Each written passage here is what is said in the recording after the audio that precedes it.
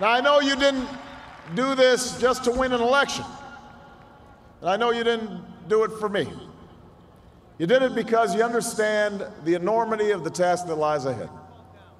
For even as we celebrate tonight, we know the challenges that tomorrow will bring are the greatest of our lifetime.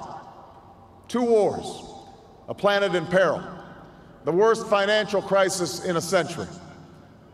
Even as we stand here tonight, we know there are brave Americans waking up in the deserts of Iraq and the mountains of Afghanistan to risk their lives for us. There are mothers and fathers who will lie awake after their children fall asleep and wonder how they'll make the mortgage, or pay their doctor's bills, or save enough for their child's college education. There's new energy to harness, new jobs to be created, new schools to build, and threats to meet, alliances to repair. The road ahead will be long. Our climb will be steep. We may not get there in 1 year or even in 1 term, but America, I have never been more hopeful than I am tonight that we will get there. I promise you, we as a people will get there.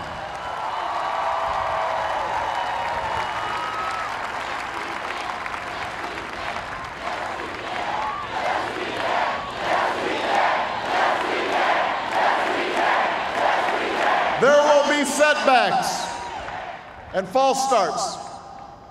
There are many who won't agree with every decision or policy I make as president.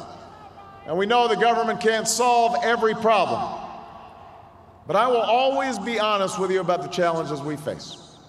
I will listen to you, especially when we disagree.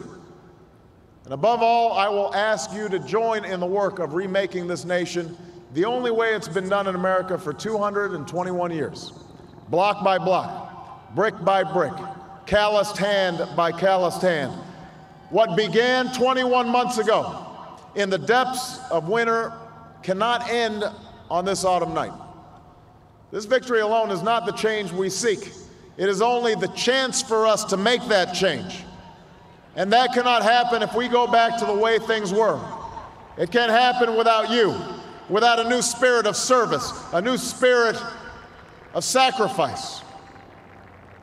So let us summon a new spirit of patriotism, of responsibility, where each of us resolves to pitch in and work harder and look after not only ourselves but each other.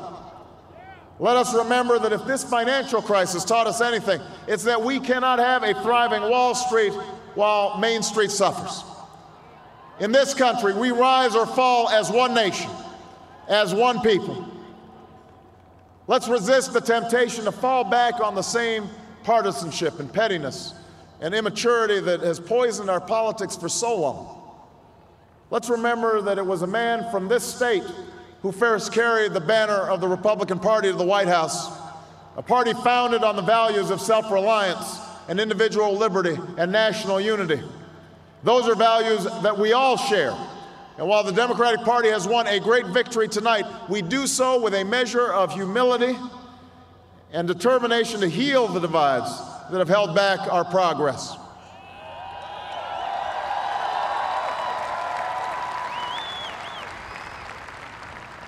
As Lincoln said to a nation far more divided than ours, we are not enemies, but friends. Though passion may have strained, it must not break our bonds of affection. And to those Americans whose support I have yet to earn, I may not have won your vote tonight, but I hear your voices. I need your help, and I will be your president too.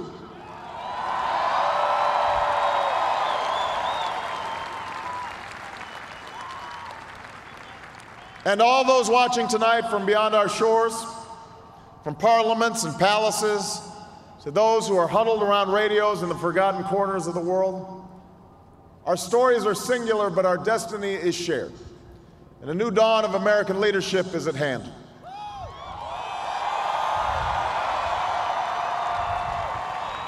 To those who would tear the world down, we will defeat you. To those who seek peace and security, we support you. And to all those who have wondered if America's beacon still burns as bright, tonight we proved once more that the true strength of our nation comes not from the might of our arms or the scale of our wealth, but from the enduring power of our ideals: democracy, liberty, opportunity, and unyielding hope.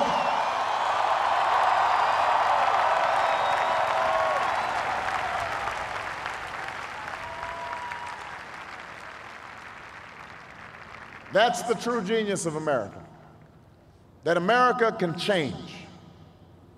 Our union can be perfected. And what we've already achieved gives us hope for what we can and must achieve tomorrow. This election had many firsts and many stories that will be told for generations, but one that's on my mind tonight is about a woman who cast her ballot in Atlanta. She is a lot like the millions of others who stood in line to make their voice heard in this election, except for one thing. Ann Nixon Cooper is 106 years old.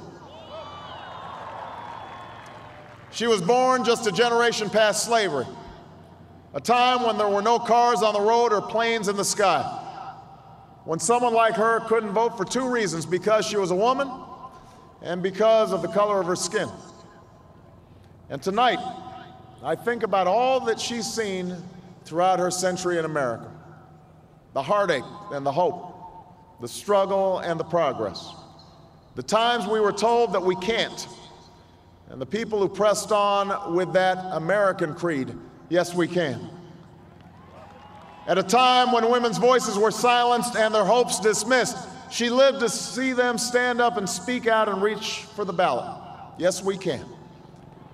When there was despair in the Dust Bowl and depression across the land, she saw a nation conquer fear itself with a New Deal, new jobs, a new sense of common purpose: yes, we can.